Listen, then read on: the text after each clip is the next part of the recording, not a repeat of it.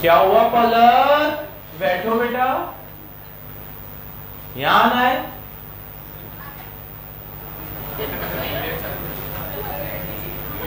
Video चालू है यार, जल्दी आओ। मैं क्यों पढ़ा दूं यार, ऐसे मेरे को टहलते हुए बच्चे समझ में नहीं आते फिर। चलो, कल की क्लास में मैंने आप लोगों को एक एज शुरू कराया जिसका नाम पाया गया है एज 13, अकाउंटिंग फॉर इन्वेस्टमेंट। क्या मैंने कल आप लोगों को पढ़ाया कि this age does not deal with, ये एज डील नहीं करता किन किन चीजों के साथ? इन्वेस्टमेंट पे मिलने वाली इनकम पे, ऑपरेटिंग और फाइनेंशियल लीज पे, और रिटायरमेंट बेनिफिट और लाइफ इंश्योरेंस पे, म्यूचुअल फंड और वेंचर कैपिटल, इन चीजों पे ये एज डील क्यों नहीं करता तुम्हें पता है? क्योंकि इनके लिए रिस्पेक्टिव एस है, इससे ये एस उन पे डील नहीं करता। उनकी अकाउंटिंग कैसे करनी है उस पे डील नहीं करता। मतलब उनकी अकाउंटिंग आप अपने अकॉर्डिंग दूसरे एस के अकॉर्डिंग कर सकते हो। मतलब यहाँ पे जो इन्वेस्टमेंट की बात हो रही है वो अपार्ट फ्रॉम दिस है। फिर इसके बाद हम लोगों ने बात करी कि इस एस में कुछ टर्मिनोलॉजी यूज की गई है। क्या टर्मिनोलॉजी यूज की गई है? What is fair value, what is investment. Investment का मतलब है एसेट हेल्ड बाय एंटरप्राइज, जो एंटरप्राइज एसेट हेल्ड करती है फॉर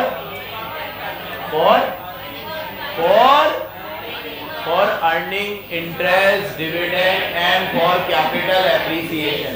तो आज अगर मैं ये पेन भी इस नियत से खरीद रहा हूँ, नियत इस इंटेंशन से खरीद रहा हूँ कि ये पेन का वैल्यू बढ़ जाएगा तो I will sold it out, so I am investing in this pen. Even though भैया ये पेन से तो भैया लिखने का काम होता है, मेरा इंटेंशन तो नहीं है ना लिखने का, मेरा इंटेंशन तो ये है कि पेन की वैल्यू बढ़ेगी और उस दिन बेच देंगे। नियत देखनी, नियत, इंटेंशन देखना है। क्या देखना है? इंटेंशन अगर कैपिटल एप्रिसिएशन का है, इंटेंशन अगर इंटरेस्ट कमाने का है, डिविडेंड कमाने का है, तो उसके अकॉर्डिंग इसे इन्वेस्टमेंट कहा जाएगा। लेकिन इसका इंटेंशन होता गुड्स एंड सर्विसेज प्रोड्यूस करने का, एडमिनिस्ट्रेटिव पर्पस में काम में लेने का, और रेंटल इनकम कमाने का, तो यही पेन क्या बन जाता? बोलो यार। और कौन सा एस लग जाता फिर उस पर? ये बराबर याद रखना। So whole thing revolve around your intention के for which purpose you are purchasing asset. आप किस पर्पस के लिए एसेट को खरीद रहे हैं। फिर मैंने आप लोगों को कल एक बहुत बढ़िया एग्जांपल से फेयर वैल्यू का मतलब समझाया था कि फेयर वैल्यू का मतलब है एक नॉलेजेबल बायर, एक नॉलेजेबल सेलर से आर्म्स लेंथ प्राइस पे कोई चीज खरीदता है तो उस वैल्यू को फेयर वैल्यू कहा जाता है। ये तभी लगेगा जब नॉलेजेबल बायर और सेलर अननोन हो। अगर ये नॉन होंगे तो इनमें एक हाथ की दूरी। तो कल मैंने बताया कि शुभी और अर्चिता जब ये ट्रांजैक्शन कर रहे थे तो वो फेयर वैल्यू, लेकिन वही ट्रांजैक्शन अर्चिता ने विधि के साथ किया तो वो फेयर वैल्यू बन गया क्योंकि वो एक हाथ की दूरी पे था। बराबर याद रखना एक एक चीज। इसके बाद मैंने आप लोगों को बताया कि मार्केट वैल्यू का क्या मतलब होता है। मार्केट वैल्यू यूजुअली जिस वैल्यू पे आप उसे आज सेल कर सकते हो किसी एक्टिव मार्केट में तो वो मार्केट वैल्यू है। Market value fair value market value को ही कहा जाता है। कोई और एविडेंस नहीं मिल रहा तो आप फेयर वैल्यू मार्केट वैल्यू को ही मान सकते हो। ये भी कल बात हुई। उसके बाद मैंने आप लोगों को बताया दो तरह की इन्वेस्टमेंट होती है, करंट और लॉन्ग। जिन इन्वेस्टमेंट को हम आगे एक साल के अंदर अंदर बेचने के इंटेंशन से खरीदते हैं तो वो करंट, और other than current non current. ये भी कल बात हुई। इसके बाद कॉस्ट में क्या आएगा? एक्विजिशन कॉस्ट आएगी, ब्रोकरेज आएगा, और अगर कोई भी तरह के हम लोगों ने उसके ऊपर खर्चे किए हैं जो टैक्सेस वगैरह पे करे हैं जो नॉन रिफंडेबल नेचर के हैं तो वो भी एक्विजिशन कॉस्ट में ऐड होगा। तो हमें इन्वेस्टमेंट की कॉस्ट तो निकालनी ही पड़ेगी, चाहे भले वो करंट इन्वेस्टमेंट हो चाहे वो लॉन्ग टर्म हो। You have to calculate cost. आपको क्या कॉस्ट को कैलकुलेट, इसे कॉस्ट समझा दी मैंने कि कॉस्ट में क्या क्या आएगा। अपन लोगों ने जब इन्वेंट्री पढ़ा था AS2, अपन लोगों ने जब PP पढ़ा AS10, तो उसमें अपन ने कॉस्ट में क्या नहीं आएगा वो भी पढ़ा था। लेकिन इसमें अभी तक ऐसा कोई टॉपिक नहीं आया कि क्या नहीं आएगा, सिर्फ ये आया क्या आएगा। और इनफैक्ट PP में तो क्या आएगा क्या नहीं आएगा इस पे एक घंटे की चर्चा करी और वो हमें प्रैक्टिकल क्वेश्चनों में काम भी आया। इन्वेस्टमेंट में क्या नहीं आएगा इसमें ज़्यादा दिमाग नहीं लगाना। क्यों? क्योंकि जब मैं कोई इन्वेस्टमेंट खरीदने जा रहा हूँ तो उसके लिए एक तो जो परचेज प्राइस है वो दूंगा, जो ब्रोकरेज वगैरह लगी है वो दूंगा, इसके अलावा तो फिर वो इन्वेस्टमेंट में लेके आ जाऊंगा। उसके बाद PP में तो क्या मसला था कि PP में घर पे भी बना रहा था, मैं मशीन खुद भी बना सकता हूँ। अब मैं कोई मशीन खरीदी, कोई लैंड खरीदी, तो उसके उस खाली कराने में मैंने आपको बताया डीकमीशनिंग वगैरह के खर्चे ये वो, ठीक है। तो उसमें क्या इश्यूज आते हैं, तो एएस ने उन इश्यूज को कंसीडर किया। इन्वेस्टमेंट में बेसिकली ऐसे इश्यूज आते नहीं है। इन्वेस्टमेंट तो क्या होता है, आज आप खरीदने गए, पैसे दे दिए, जो दिए वही कॉस्ट है। अब इसमें क्या नहीं आएगा, इन्वेस्टमेंट आप खुद बनाने तो बैठे नहीं थे कि ये लूं, एब्नॉर्मल वॉश नहीं लेना, इंटरेस्ट नहीं लेना, ये वो पढ़ा था ना अपन ने उधर, ऐसे इश्यूज यहाँ आते नहीं है, इसलिए एएस ने उनको एड्रेस भी नहीं किया। सिर्फ ये पढ़ा है क्या आते हैं, क्या आएगा कॉस्ट, और क्या पढ़ा इसके बाद, बस शेयर्स। हाँ, सबसे इंपॉर्टेंट बात तो रही गई कि आपको जो भी इंटरेस्ट और डिविडेंड मिलेगा यूजुअली वो कहाँ जाता है, P&L में। लेकिन अगर वो इंटरेस्ट या डिविडेंड प्री एक्विजिशन है, आपके इन्वेस्टमेंट खरीदने के पहले का है, तो वो इंटरेस्ट या डिविडेंड P&L में ना जाके कॉस्ट ऑफ इन्वेस्टमेंट में से कम होगा। जैसे आप एंट्री करोगे bank account debit to dividend receive, dividend receive to P&L, आम जिंदगी और मेंटोस जिंदगी, bank account debit to dividend receive, dividend receive to investment to P&L, थोड़ा इन्वेस्टमेंट में से कम होगा और थोड़ा, ये कब होगा, जब प्री एक्विजिशन होगा, मतलब वो इंटरेस्ट आपको आपकी इन्वेस्टमेंट करने से पहले का है, वो इंटरेस्ट आपकी इन्वेस्टमेंट करने से पहले का है, बात का नहीं है। प्लीज प्लीज देखते चलना। फिर एक और इंपॉर्टेंट बात करी थी राइट शेयर की। राइट शेयर अगर आप एक्वायर कर लेते हो तो उसकी कॉस्ट आपकी कॉस्ट ऑफ इन्वेस्टमेंट में ऐड हो जाएगी। बोलो, राइट शेयर अगर आप तो उसकी कॉस्ट ऐड हो जाएगी। जैसे अगर पहले आपकी इन्वेस्टमेंट 10 लाख की थी उस कंपनी में, अब उसी कंपनी में आपको राइट शेयर मिले और राइट शेयर 2 लाख के मिले, तो 10 लाख प्लस 2 लाख, अब आपकी इन्वेस्टमेंट हो गई 12 लाख उसी कंपनी में, क्योंकि राइट शेयर तभी मिलते हैं जब आपके पास पहले से शेयर्स हो। लेकिन अगर आपने 2 लाख रुपए में राइट शेयर खरीदे नहीं, लेकिन वो राइट शेयर का राइट आपने किसी को बेच दिया 20,000 रुपए में, तो वो 20,000 रुपए का जो सेल आया है आपके पास वो P&L में जाएगा। लेकिन अगर आपने शेयर्स खरीदे थे कम राइट बेसिस पे, किस पे खरीदे थे, और आपके राइट शेयर एक्वायर करने के बाद आपने नहीं किया लेकिन किसी ने तो किए होंगे, जैसे जैसे राइट शेयर एक्वायर हुए तो मार्केट प्राइस फॉल हो गया और आपने कम राइट बेसिस पे खरीदे थे और मार्केट प्राइस भी फॉल हो गया, if both conditions are satisfied, दोनों कंडीशन सेटिस्फाइड हो गई, तो आप लोग उस पैसे को इन्वेस्टमेंट की कॉस्ट में से कम ना करें, अरे सेल P&L में ना डालकर इन्वेस्टमेंट की कॉस्ट में से कम करोगे। ये सब भी मैंने कल यहाँ लिख के अच्छे से आपको समझा दिया। 70% एएस कल ही कंप्लीट हो गया, अब 30% कुछ छोटी छोटी बातें बची है, वो पढ़ के क्वेश्चन करते हैं। इसके क्वेश्चन मजेदार है। शुरू करूं? आज हमें शुरू करना है कहां से, कैरिंग अमाउंट। सुन लो पहले 2 मिनट फिर रीड करा दूंगा। भैया 2 तरह की इन्वेस्टमेंट है आपके पास, एक करंट एक लॉन्ग टर्म। करंट इन्वेस्टमेंट को आप दिखाओगे कॉस्ट और fair value whichever is lower. तो कैरिंग अमाउंट का मतलब होता है किस वैल्यू पे इन्वेस्टमेंट को किताबों में दिखाना है, कैरिंग अमाउंट। पीपी में भी यही बोला था। पीपी में कैरिंग अमाउंट क्या था, कॉस्ट में से डेप हटा दो। यहाँ डेप तो लगता नहीं है, पहले तो सबको बता दो इन्वेस्टमेंट पे डेप मत लगा देना, इन्वेस्टमेंट पे डेप। अब लॉन्ग टर्म इन्वेस्टमेंट में आप बोलो इसे तो 1 साल से ज्यादा रखूंगा, लो डेप खींच दो, इस पे डेप मत लगा देना, इन्वेस्टमेंट पे डेप नहीं लगता, पीपी पे लगता है। तो अगर आप कोई लॉन्ग टर्म इन्वेस्टमेंट खरीद रहे हो और वो 10 साल के लिए भी खरीद रहे हो तो उस पर क्या मत लगा देना, डेप मत लगा देना। क्यों नहीं लगा रहे आप डेप, कोई जवाब दे सकता है इन्वेस्टमेंट पे डेप क्यों नहीं लगता? रुक जाओ, धीरे धीरे बोलो। हाँ, उसको तो खरीदा ही हम लोगों ने कैपिटल एप्रिसिएशन के लिए। इन्वेस्टमेंट की डेफिनेशन में ही आता है कि इंटेंशन हमारा क्या है कि उसमें क्या होगा, और अगर आपको लग रहा है उसकी वैल्यू डेप्रिशिएट हो रही है तो आपके यहाँ कुछ लिखा हुआ है कि आपने ऐसी इन्वेस्टमेंट करी है। इन्वेस्टमेंट करते हैं उसे एप्रिशिएट के लिए कि उसकी वैल्यू में क्या आएगा। अब किसी कारण से डेप्रिशिएशन आ भी जाए तो उसकी बात अभी करेंगे, लेकिन डेप तो नहीं लगाना उस पर। क्या नहीं लगाना? एक रीजन ये भी है कि पीपी पे बेटा हिमानी ध्यान दे ले बेटा, पीपी में हम लोग एसेट को नॉर्मल वेयर एंड टियर करते हैं, उधर इधर थोड़ी करते हैं। उधर इसलिए भी डेप लगता है क्योंकि हम उसे रेगुलर यूज में ले रहे हैं, इसको हम रेगुलर यूज में। तो मैं आपको सैकड़ों कारण दे सकता हूं कि क्यों यहाँ पे डेप नहीं लगना भी नहीं चाहिए। अब तो आपको कैरिंग अमाउंट का मतलब होता है जिस वैल्यू पे आप उस चीज को किताब में दिखाओगे। तो पीपी को दिखाओगे कॉस्ट माइनस डेप, इसको दिखाओगे कॉस्ट और fair value whichever is lower in case of current investment. किसके केस में? लॉन्ग टर्म इन्वेस्टमेंट को यूजुअली कॉस्ट पे ही दिखाओगे, यहाँ फेयर वैल्यू अलाउ पीपीई को तो आपको इजाजत दे दी थी, पीपीई का तो 50 बार बोला कि पीपीई का सबसे बड़ा बेनिफिट ही क्या है AS10 का, कि वो एसेट को फेयर वैल्यू पे दिखाने को, ऐसी कोई चीज यहाँ पे इन्वेस्टमेंट को, आप लॉन्ग टर्म इन्वेस्टमेंट को सिर्फ कॉस्ट पे दिखाओगे। लेकिन ट्विस्ट, अगर मार्केट में कोई गिरावट आ गई है और वो गिरावट परमानेंट है, टेम्पररी नहीं है, तो आप उसे कॉस्ट को कम करके फेयर वैल्यू पे दिखा दो। मतलब आप उस रिडक्शन को प्रूडेंस कंसेप्ट के तहत रिकॉग्नाइज कर लो। जैसे आपने कोई लैंड 1 करोड़ में खरीदी है कोरल में, और जैसे अभी वहां हालात है, बढ़ने के तो कोई चांस दिख नहीं रहे।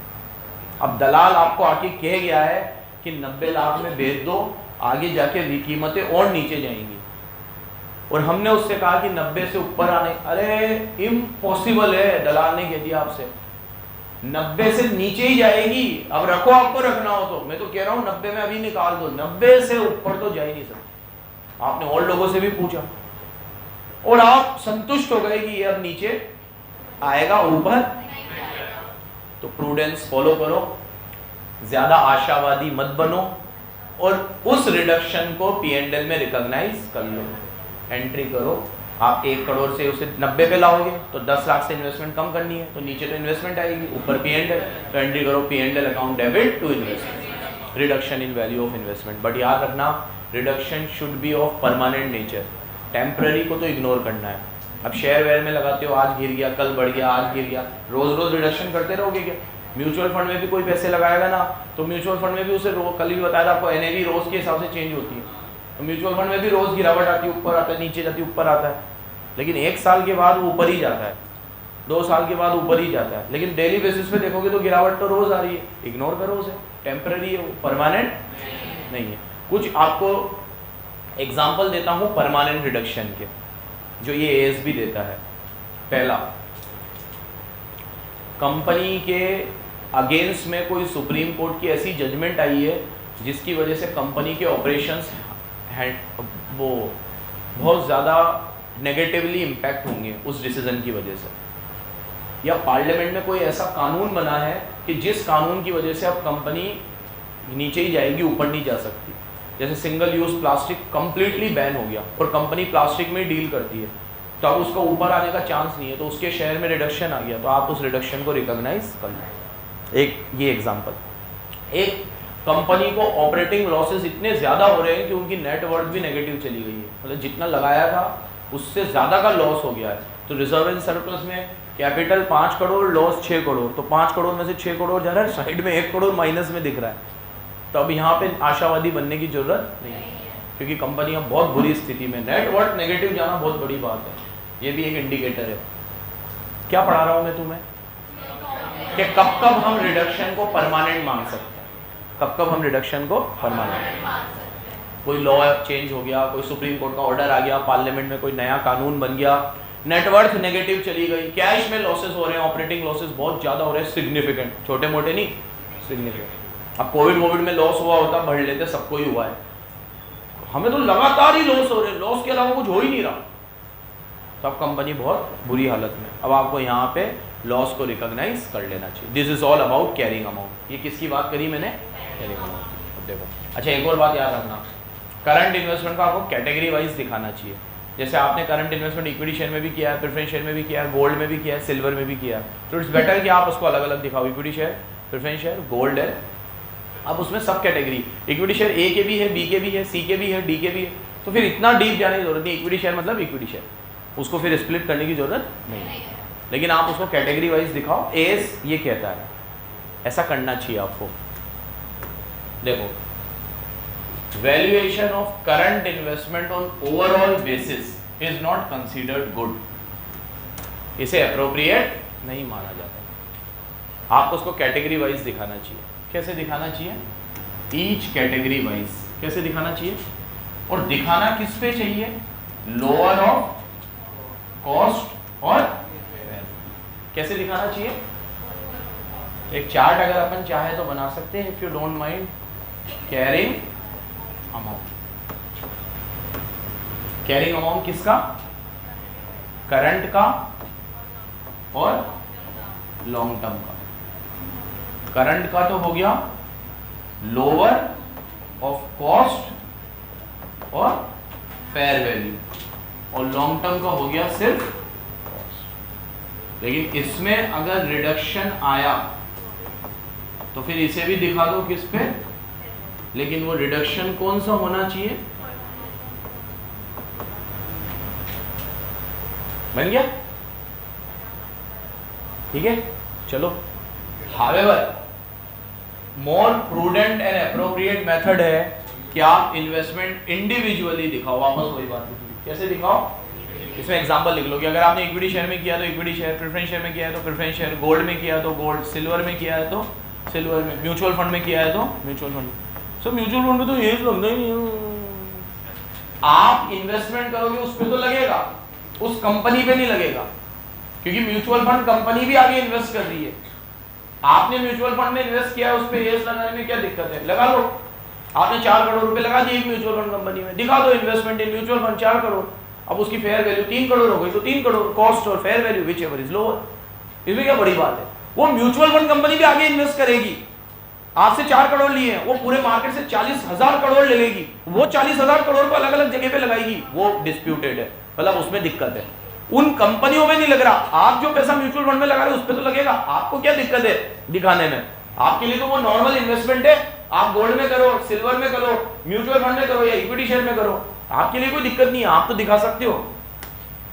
और आपको तो बस कैसे दिखाना है, कॉस्ट और fair value whichever is lower, which ever is lower. आपको ये चीज याद रखनी है।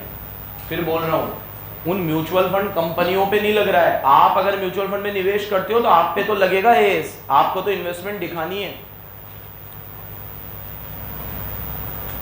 और ये कॉस्ट और fair value whichever is lower किसकी बात हो रही है, सिर्फ लॉन्ग टर्म की बात। लॉन्ग टर्म को तो हमेशा किस पे दिखाना है। अगर आपको ये समझ में आ गया हो तो बढ़ो आगे, मैं बहुत देर से एक ही चीज की चर्चा कर रहा हूं। कैरिंग अमाउंट पढ़ा दिया मैंने आपको, क्या पढ़ा दिया, ठीक है। इसमें लिखा हुआ है अगर फेयर वैल्यू में कोई रिडक्शन आता है तो P&L में डाल दो, लेकिन फेयर वैल्यू अगर इंक्रीज होती है तो उसे इग्नोर कर दो। ये कोई बड़ी बात तो लिखी भी नहीं है। आज ये कॉस्ट आपकी 4 लाख है, फेयर वैल्यू 3.5 है तो 3.5 पे दिखा दो, 50,000 कहाँ डाल दो P&L में। लेकिन कॉस्ट आपकी 4 लाख है और फेयर वैल्यू आपकी 4.5 लाख है तो 50,000 को आपको इंक्रीज को रिकॉर्ड एज पर प्रूडेंस। ये बार बार यही होता है, कॉस्ट और fair value whichever is low. कम हो रहा है तो बता दो, लेकिन ज्यादा हो रहा है तो प्रूडेंस फॉलो करो। क्या फॉलो करो, तू बता मुझे दिव्यांश, ऐसी सेम बात अपन ने और किस एएस में पढ़ी है।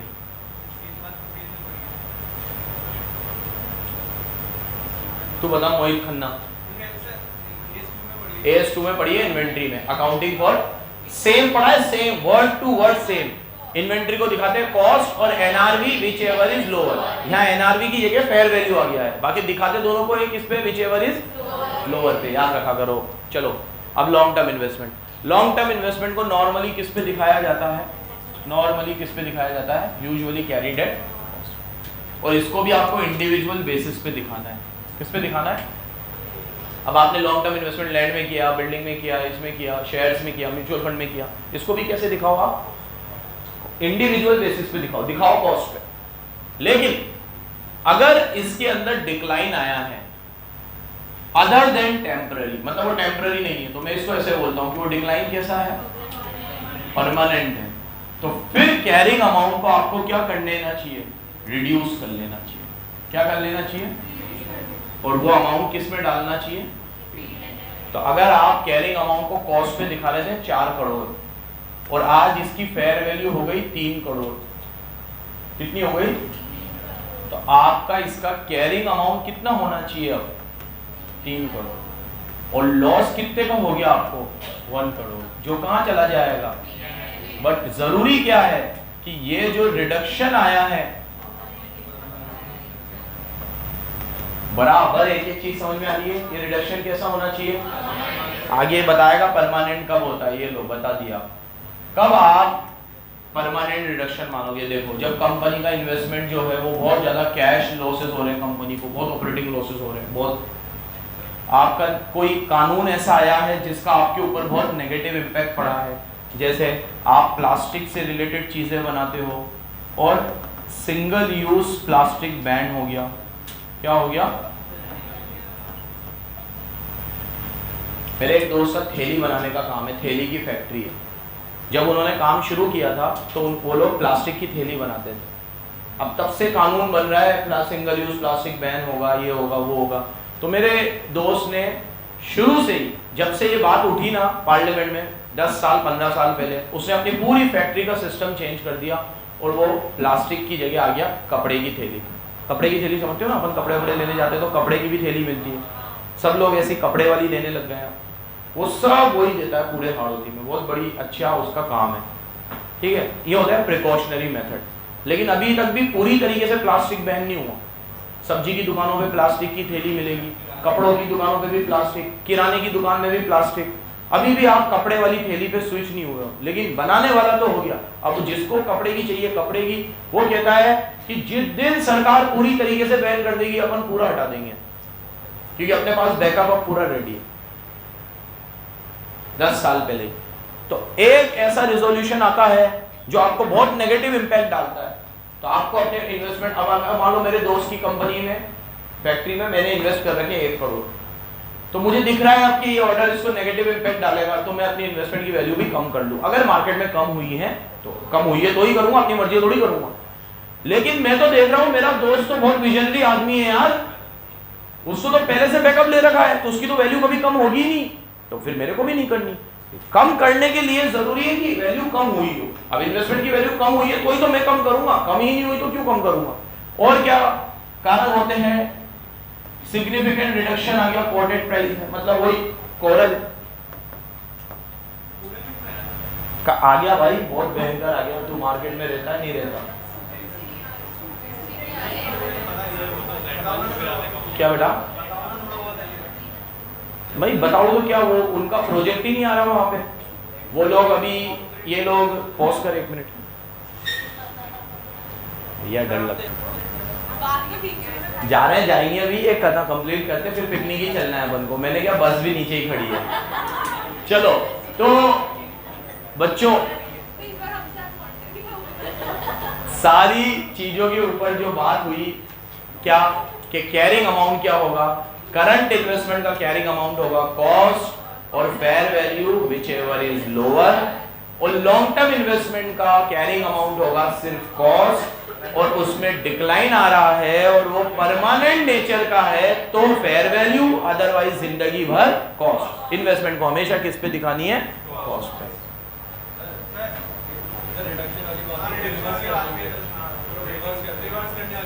कहाँ है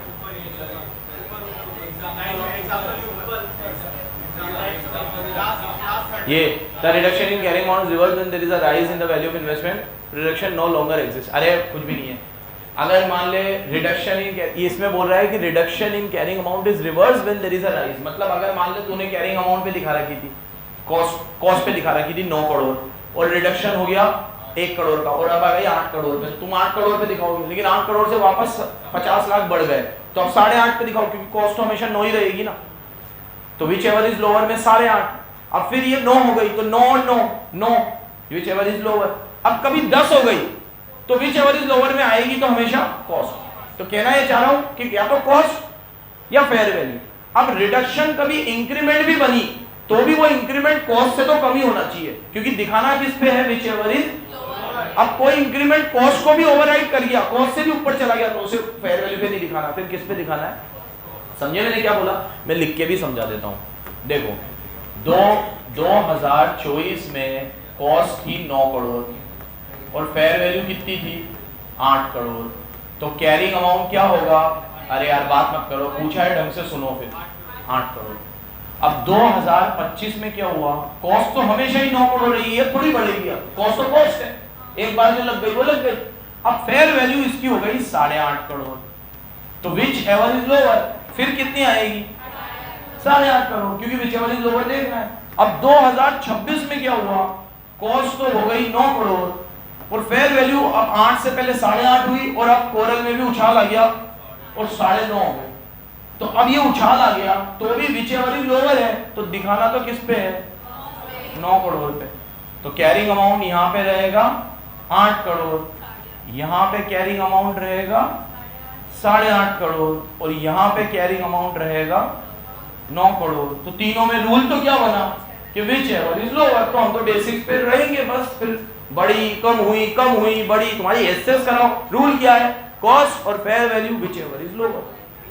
तो ये कह रहा है डिक्रीज होकर अगर बाद में इंक्रीज हो गई, हुई ना इंक्रीज, तो आपको उसे इंक्रीज पे दिखाना है, इंक्रीज होकर और इंक्रीज हो गई, ये मैंने अपनी तरफ से जोड़ा, और भी इंक्रीज हो गई तो भी आप उसको फिर इंक्रीज पे नहीं कॉस्ट पे दिखाओगे, क्योंकि कॉस्ट से ज्यादा तो दिखा ही नहीं सकते, कॉस्ट और fair value whichever is lower. कुछ पूछ रहे थे अभी यहाँ से,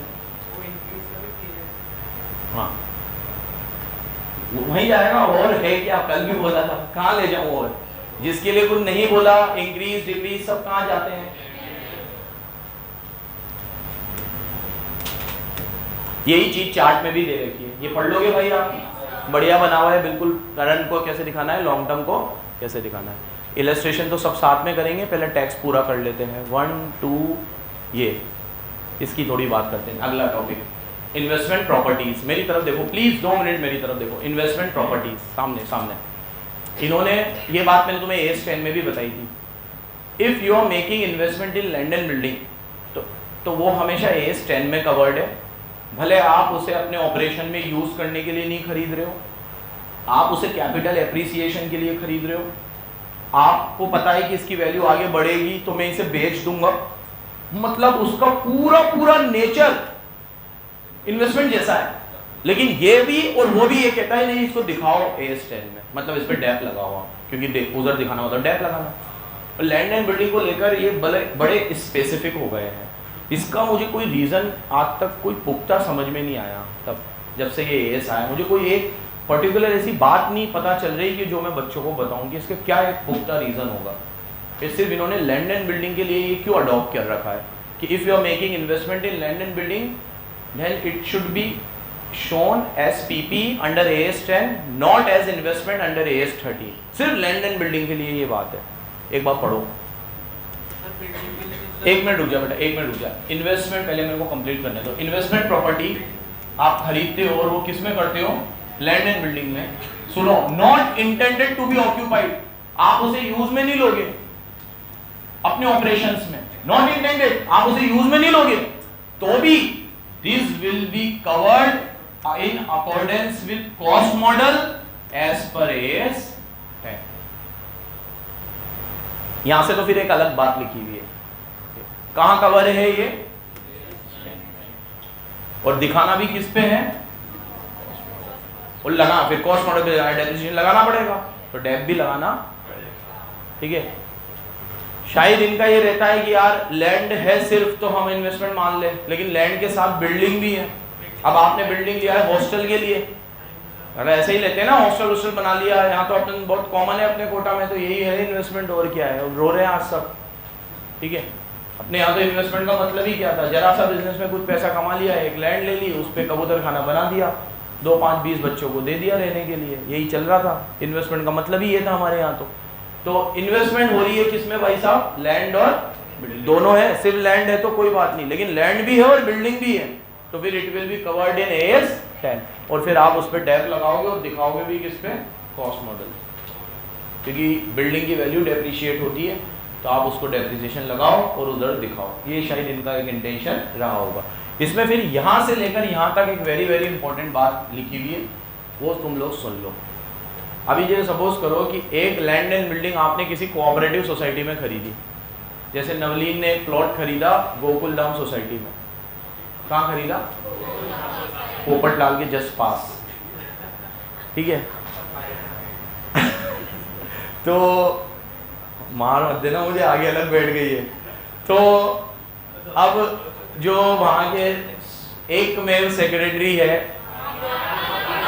आत्माराम तुकाराम भिड़े, उन्होंने कहा कि आपको गोकुल धाम सोसाइटी में फ्लैट खरीदने के लिए गोकुल धाम कोऑपरेटिव सोसाइटी के शेयर्स भी लेने पड़ेंगे, 5000 शेयर लेने पड़ेंगे, हर एक मेंबर को लेने ही पड़ता है।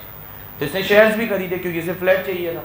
तो जो शेयर्स की कॉस्ट है वो फ्लैट की कॉस्ट में ऐड होगी, उसे अलग से नहीं दिखाना, क्योंकि ये शेयर्स खरीदना नहीं चाहती थी, इसको शेयर्स खरीदने पड़े क्योंकि इसे उस सोसाइटी में फ्लैट। और ऐसे बहुत सारी सोसाइटियों के नियम होते हैं कि आपको हमारी सोसाइटी का एक ट्रस्ट बना हुआ है, ये बना हुआ है, वो बना हुआ है, उसमें आपको इन्वेस्ट करना पड़ेगा, तो ठीक है कर देंगे, तो वो फ्लैट की कॉस्ट में ऐड होगा। तो देखो, if cost of any shares in a Gokul Dham society और in a company and holding is directly related to right to hold investment property, और ये होल्डिंग डायरेक्टली रिलेटेड है उस प्रॉपर्टी से क्योंकि इसको फ्लैट खरीदना है.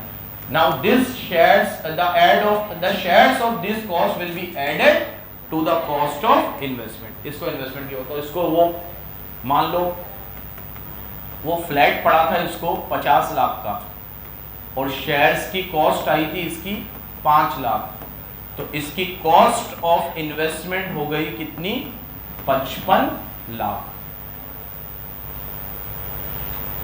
ठीक है प्रथा, क्यों हंस रही है तू?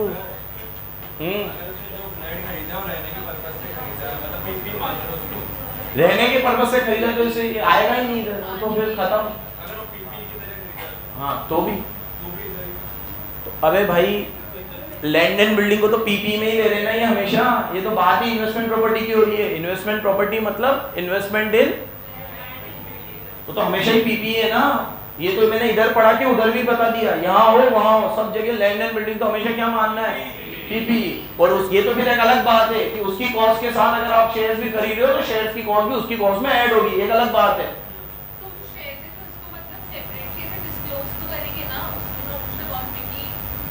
हाँ और हाँ डिस्क्लोजर देना पड़ेगा, भी आएगा डिस्क्लोजर. और अपन ये कर एएस की वजह से ही रहे. अपन ने एएस ना पढ़ते तो अपन शेयर्स को अलग दिखाते फ्लैट को, लेकिन अपन ये करी एएस की वजह से रहे तो इसमें कुछ गलत ही नहीं है. डिस्क्लोजर दे दो. आगे आ रहा हूँ. चलो अब समापन समारोह. डिस्पोजल खत्म. खरीदने की बात हो गई, अब बेचने की बात कर लेते हैं. तुम बताओ मुझे, मैंने कोई इन्वेस्टमेंट 50 लाख में खरीदी थी और आज उसे 45 लाख में बेच दी. 5 लाख का नुकसान हुआ, 5 लाख का फायदा हुआ. यही लिखा हुआ है, पढ़ो. द डिस्पोजल पे जो डिफरेंस है कैरिंग अमाउंट में और नेट प्रोसीड में, net of expense is recognised in P&L. But if you are disposing only part of investment, so that part will be the cost of that part will be calculated on average basis. For example, ये तो बड़ी simple बात है, इसको तो तुम्हें पढ़ते ही समझ में आ जाएगा. इसके लिए एक एग्जांपल से समझाता हूँ. When you are disposing only part, इधर देखो, आपने शेयर्स खरीदे थे शेयर्स, और वो शेयर्स खरीदे थे 50 लाख के. सामने देखना, बहुत मारूंगा नहीं तो. कितने के खरीदे थे? लेकिन इसकी जो फेयर वैल्यू है वो 45 लाख है. कितनी है? तो आपने इसका कैरिंग अमाउंट कितना दिखाया? आप लोग है ना हमेशा मेरे को 45 लाख बोल देते हो, आपको पूरी बात याद रखनी है. इसको 45 लाख तभी दिखाना है जब ये करंट इन्वेस्टमेंट है. अगर ये लॉन्ग टर्म इन्वेस्टमेंट है तो इसको 50 ही दिखाना है, और लॉन्ग टर्म में भी 45 दिखा सकते हो अगर परमानेंट डाउनफॉल है तो. परमानेंट डाउनफॉल है तो यू हैव टू, क्या बोला मैंने? अरे मैं कुछ और बोल रहा था यार. हाँ, you have to identify whether investment is current और लॉन्ग टर्म, नहीं तो फिर पूरा चेंज हो जाएगा. तो एक परसेप्शन याद मत रखना, दोनों याद रखना. दिखाना किस पे है? कॉस्ट और fair value whichever is lower, but in case of current investment दिखाना किस पे है? कॉस्ट पे. In case of long term. लेकिन लॉन्ग टर्म इन्वेस्टमेंट को भी फेयर वैल्यू पे दिखा सकते हैं अगर रिडक्शन परमानेंट नेचर का है तो, टेम्पररी है तो. पूरी बात बराबर याद रखना, बहुत प्यारा है ये. ठीक है, ये हो गया कैरिंग अमाउंट. अब अगर मान लो ये तो बात हो गई आज की, अब ये हो गई 2024 की बात. अब सितंबर 2024 को मेरा मानस बना, इसको निकाल देते हैं. लेकिन मैंने कहा पूरा नहीं निकालते, पर इसके मैंने 2/3 शेयर बेच दिए. कितने बेच दिए?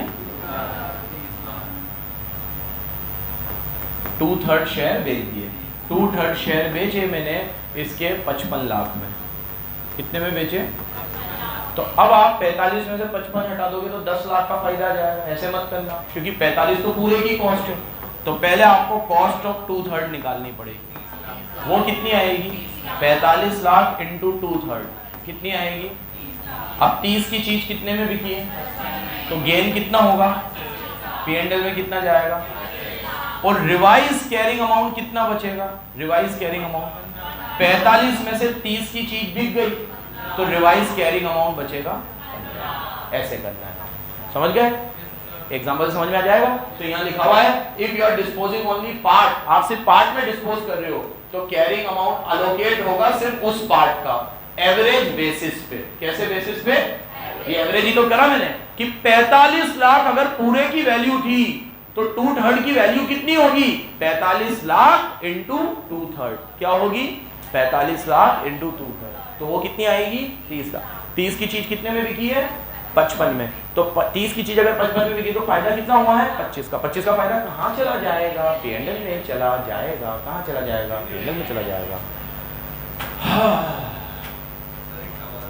वो आएंगे ही सही, सवाल पूछने के लिए पैदा हुआ है तो कितना भी अच्छा पढ़ा दो। बोल जल्दी बोल। हाँ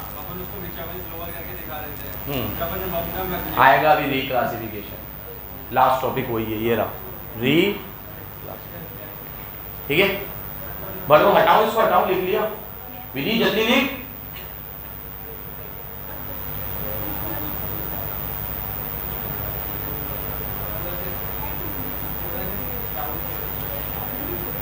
हो गया, चलो लास्ट रीक्लासिफिकेशन। लास्ट, अगर आप सिद्धार्थ ने मेरे से यही सवाल पूछा कि आपने उसे लिया तो करंट इन्वेस्टमेंट था लेकिन अब आप उसे लॉन्ग टर्म पे रिक्लासिफाई कर रहे हो, या लिया लॉन्ग टर्म पे था लेकिन अब आप उसे रिक्लासिफाई करके करंट कर रहे हो। जैसे मैंने कल बोला था ना कि आपने पहले खरीदा करंट बेसिस पे, 1 साल में बेच दूंगा, लेकिन वो चीज इतना बढ़िया रिटर्न दे रही है कि आपका मन नहीं हो रहा उसे 1 साल में बेचने का, तो अब आप उसे करंट से किस पे दिखाना चाहते हो?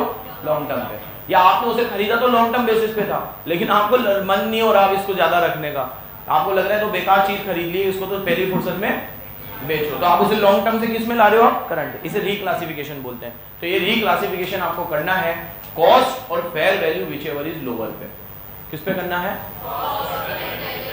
उस समय की जो भी कॉस्ट तो एक ही रहेगी, और उस समय की जो भी fair value whichever is lower पे आपको ये रीक्लासिफिकेशन करना है। इसमें वर्ड अलग यूज किए हैं लेकिन मतलब सेम निकलेगा। देखना, अगर आप लॉन्ग टर्म इन्वेस्टमेंट को करंट पे लाते हो, किस पे लाते हो? लॉन्ग टर्म को करंट पे लाते हो, तो आपको दिखाना है लोअर ऑफ कॉस्ट और कैरिंग अमाउंट। और अब इधर देखो, अगर आप रिक्लासिफाई करंट से लॉन्ग टर्म पे करते हो, करंट से किस पे आते हो? इधर आप लॉन्ग टर्म से किस पे आ रहे थे? करंट पे। इधर आप करंट से किस पे आओगे? तो आप करोगे लोअर ऑफ कॉस्ट और फेयर वैल्यू। तो सर आपने तो दोनों में एक ही बात बोली, क्योंकि दोनों में एक ही होती है, कुछ फर्क ही नहीं पड़ता। जैसे कैरिंग अमाउंट कैसे निकलता है? कॉस्ट और fair value whichever is lower. तो अगर यहाँ कॉस्ट कम है तो कॉस्ट आएगी, फेयर वैल्यू कम है तो फेयर वैल्यू आएगी। अगर मान लो यहाँ कॉस्ट ही कम थी तो यहाँ भी कॉस्ट आएगी और यहाँ भी कॉस्ट आएगी, तो कॉस्ट और कॉस्ट व्हिचएवर इज लोअर, तो दोनों सेम ही है तो कॉस्ट ही आएगी। मतलब कुछ भी ले लो। अगर मान लो कैरिंग अमाउंट फेयर वैल्यू है तो फेयर वैल्यू और कॉस्ट व्हिचएवर इज लोअर, तो मतलब तो यही बना ना, कॉस्ट और fair value whichever is lower. तो यहाँ कैरिंग अमाउंट लिख के इन्होंने कोई बहुत बड़ी बात नहीं लिखी है, आपको दोनों में एक ही चीज याद रखनी है, कॉस्ट और fair value whichever is lower पे ट्रांसफर होगा। सिद्धार्थ आपके सवाल का जवाब कि अगर आप करंट से लॉन्ग टर्म पे आ रहे हो या लॉन्ग टर्म से करंट पे आ रहे हो, आप वो वैल्यूएशन कब का कैसे करोगे? कॉस्ट, उस दिन की कॉस्ट जो कि हमेशा सेम ही रहती है, उस दिन का fair value whichever is lower. मतलब अभी तक आप उस इन्वेस्टमेंट को 50 लाख पे दिखा रहे थे लेकिन आज उसकी फेयर वैल्यू 45 लाख है, तो अब आप उसे 45 पे दिखाओ। अभी तक आप उस इन्वेस्टमेंट को 25 पे दिखा रहे थे और फेयर वैल्यू 45 है, तो अब आप उसे किस पे दिखाओ? 25 पे, क्योंकि लेना क्या है? Whichever is lower. हाँ, उसके बाद जो रूल है वो से चलना है। ये सिर्फ उस दिन की बात हो रही है जिस दिन आपने इसे रिक्लासिफाई किया। एक बार ये लॉन्ग टर्म से करंट बन गई तो करंट का रूल भाई, एक बार ये लॉन्ग टर्म से करंट बन गई तो जिंदगी भर जो करंट का है वो, एक बार ये करंट से लॉन्ग टर्म बन गई तो जो लॉन्ग टर्म का रूल है वो, और रूल तुम्हें याद है, करंट को हमेशा दिखाना है कॉस्ट और fair value whichever is lower, long term को हमेशा दिखाना है कॉस्ट, परमानेंट रिडक्शन हो तो उसे फेयर वैल्यू से दिखाना है, परमानेंट हो तो ये हमेशा। लेकिन जिस दिन आप रीट्रांसफर कर रहे हो उस दिन ये रूल फॉलो करना है, बस उस दिन एक बार। नेक्स्ट, शायद अब डिस्क्लोजर ही है, इलस्ट्रेशन साथ में पढ़ेंगे। डिस्क्लोजर एक बार इतना एस पढ़ा दिया, जज करो डिस्क्लोजर्स क्या होंगे, एक एक करके बोल चारुल, एक बोल। टाइप्स ऑफ इन्वेस्टमेंट, करंट कितनी है और लॉन्ग टर्म कितनी है, वेरी गुड, ये है इसमें एक पॉइंट। लॉन्ग टर्म को आपने शॉर्ट टर्म में करा और शॉर्ट टर्म को वेरी गुड, रिक्लासिफाई किया तो उसका डिस्क्लोजर देना पड़ेगा। हिमानी, इन्वेस्टमेंट की कॉस्ट कितनी थी, फेयर वैल्यू कितनी थी, फेयर वैल्यू निकालने के लिए क्या मेजर अडॉप्ट किए हैं? फेयर वैल्यू अपनी मर्जी से तो नहीं ले ली है, कहाँ से ली है फेयर वैल्यू, बताओ डिस्क्लोजर। परमानेंट डिडक्शन है कि टेम्पररी डिडक्शन है? अगर परमानेंट है तो क्यों परमानेंट है, और टेम्पररी है तो फिर कोई दिक्कत नहीं है। वेरी गुड, ये भी डिस्क्लोजर। और कोई? वेरी गुड, कैटेगरी के हमारे करंट इन्वेस्टमेंट में इक्विटी शेयर कितनी है, प्रेफरेंस शेयर कितनी है, गोल्ड कितना है, सिल्वर कितना है, कैटेगरी। Very good. और कोई? हाँ, एज ये क्यों डिस्क्लोज करूँ? हाँ, मेरी इन्वेस्टमेंट के साथ कुछ इनकम है, इंटरेस्ट डिविडेंड वगैरह, तो डिस्क्लोज कर दूंगा कि ये इंटरेस्ट डिविडेंड वगैरह को मैंने एज 9 के हिसाब से दिखाया। आपकी इन्वेस्टमेंट में कोई परमानेंट रिडक्शन आने वाला है तो उसका भी डिस्क्लोजर दे दो। जैसे कोर्ट का एक ऑर्डर आया है और वो ऑर्डर उस कंपनी के अगेंस्ट में गया है और हमने उस कंपनी में शेयर खरीद रखे हैं, तो माइट बी पॉसिबल कि उस कंपनी के शेयर का वैल्यू अगले फाइनेंशियल ईयर में गिर जाए, इसका डिस्क्लोजर दे दो तुम। हाँ, इन्वेस्टमेंट प्रॉपर्टी है अगर लैंड एंड बिल्डिंग, तो उसका वैल्यूएशन एज पर एज 10 हुआ है, एज पर एज 13। उस इन्वेस्टमेंट को खरीदने के लिए किसी गोकुलधाम सोसाइटी के शेयर भी लेने पड़े थे, तो वो शेयर की कॉस्ट भी इन्वेस्टमेंट की कॉस्ट में ऐड करी है, इस बात का भी डिस्क्लोजर। यही सारे डिस्क्लोजर है, ठीक है, खत्म। क्वेश्चन पे आते हैं, पॉज कर लो, 5 मिनट का ब्रेक दे रहा हूँ, फिर क्वेश्चन शुरू करेंगे।